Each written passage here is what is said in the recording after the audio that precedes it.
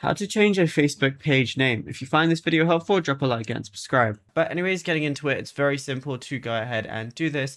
And you can do it on anything, whether you're on iPhone, Android, Samsung, or anything like that. Or if you're on a PC or desktop as well, this is available for you.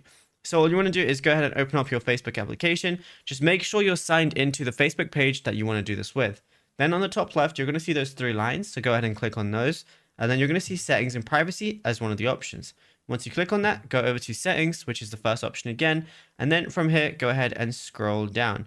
Now you're going to see a few different things like verify your page, page details, and things like that. Now, once you're in audience and visibility, one of the options that you're going to see is page setup. It's also the one I'm highlighting right now. So go ahead and click on that. And then the very first thing you're going to see is the name at the very top. And as you can see, mine is currently Cosmic Test. And it says if you change your name, you can't change it again for 60 days. So this is where you're going to be able to change your name to whatever you want. And then on the bottom, it's going to say review change. And if it's available, you'll be able to change it.